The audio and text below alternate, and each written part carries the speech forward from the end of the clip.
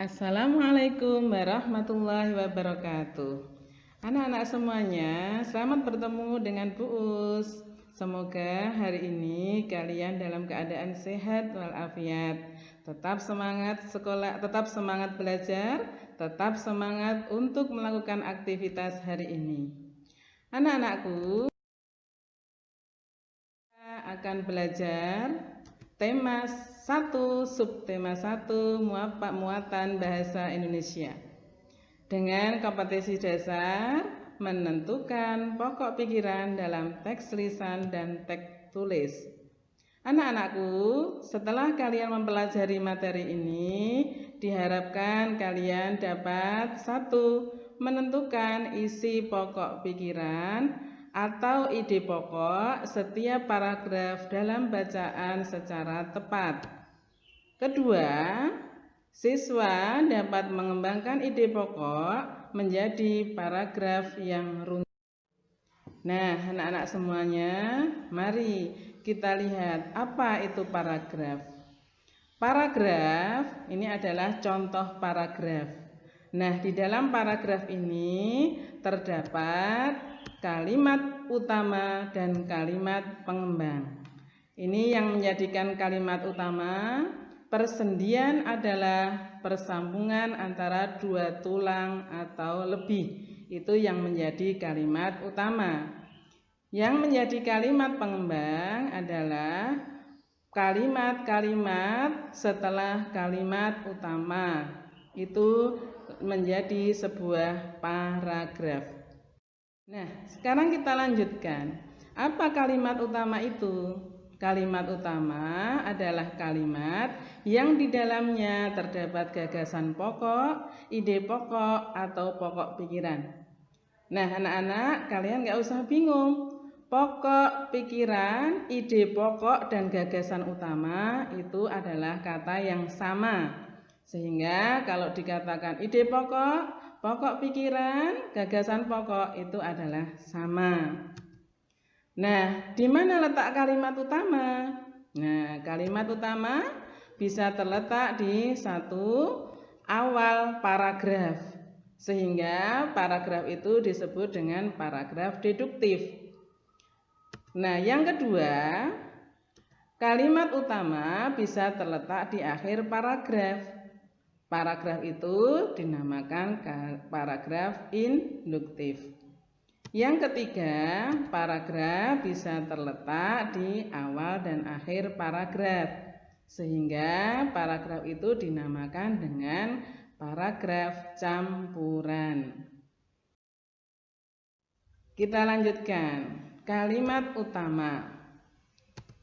Nah, maka kalau kalian ingin mencari ide pokok, carilah kalimat utama dulu. Kalau sudah ketemu kalimat utama, karena ide pokok terdapat di dalam kalimat utama. Nah, sekarang apa ide pokok itu?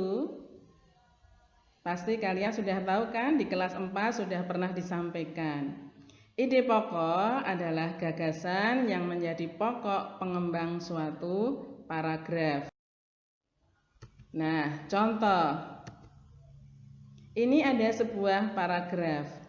Raya merawat kelinci peliharaannya dengan baik. Setiap pagi dan sore, Raya memberinya makan berupa wortel dan kangkung. Tak lupa, Raya menyediakan air minum. Kotoran kelinci dibersihkan oleh Raya seminggu 2 kali. Jika kelinci peliharaannya sakit, Raya segera membawanya ke dokter. Nah, mana ini kalimat utamanya? Kalimat utamanya adalah, kalimat utamanya ternyata di awal kalimat. Raya merawat kelinci peliharaannya dengan baik.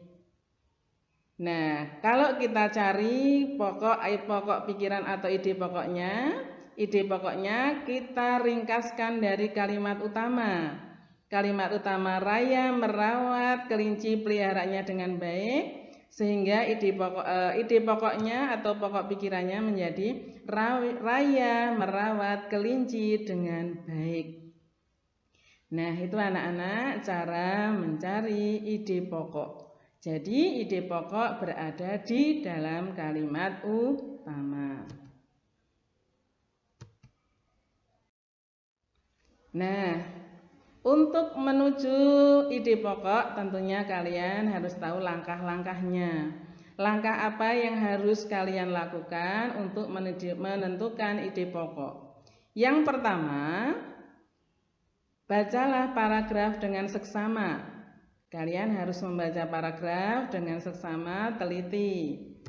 Yang kedua, perhatikan kalimat pertama dan terakhir. Karena ini nanti akan menentukan di mana letak kalimat utama. Yang ketiga, tentukan kalimat yang merupakan kalimat utama paragraf tersebut.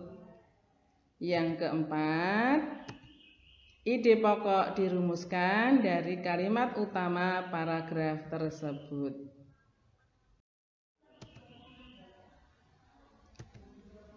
Nah, anak-anakku, dalam membuat paragraf tentunya kita harus menentukan ide pokok dulu. Kalau tadi kita sudah belajar dari paragraf dibuat dicari ide pokoknya. Nah, sekarang bagaimana caranya kita mau membuat paragraf? Untuk membuat paragraf kita harus tentukan ide pokoknya dulu. Kemudian baru kita buat kalimat utama dan kalimat pengembang. Barulah nanti menjadi paragraf. Anak-anak semuanya, jadi cara membuat paragraf dari ide pokok kita tentukan, kemudian dibuat kalimat utama, ditambah kalimat pengembang, baru kita dapat membuat paragraf. Contoh membuat paragraf. Sekarang Bu Us memberikan ide pokok tentang organ gerak terdiri dari 2 macam. Maka kita tentukan kalimat utama. Kalimat utamanya bisa ditambahi dari ide pokok itu, bisa kita sisipi kata-kata yang lain. Menjadi organ gerak manusia terdiri dari 2 macam. Nah, kemudian kita akan tambahi kalimat pengembang. Misalnya, 1. Ada organ gerak pasif yaitu tulang. 2. Ada organ gerak aktif yaitu otot. 3. Tulang dan otot saling bekerja sama untuk melakukan pergerakan. Nah, dari kalimat utama dan kalimat pengembang kita gabung jadi satu, menjadi paragraf. Nah, jadi ini paragrafnya. Organ gerak manusia terdiri dari 2 macam. Itu kalimat utama tadi. Kemudian kita sambungkan kalimat pengembangnya. Ada organ gerak pasif yaitu tulang. Ada organ gerak aktif yaitu otot. Tulang dan otot saling bekerja sama untuk melakukan pergerakan. Nah, anak-anak, kalian bisa membuat paragraf itu.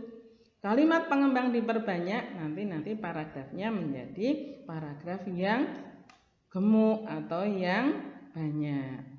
Nah, anak-anakku semuanya, tibalah tadi penjelasan Bu Us. Semoga kalian bisa memahami. Nah, sekarang kalian berlatih.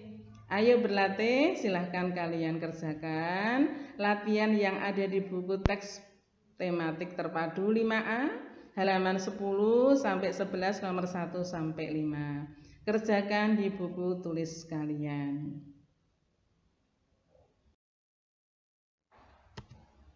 Terima kasih anak-anakku. Semoga penjelasan Ibu membuat kalian semakin jelas. Jaga kesehatan, jaga semangat, dan sampai jumpa pada pertemuan yang akan datang. Saya akhiri. Wassalamualaikum warahmatullahi wabarakatuh.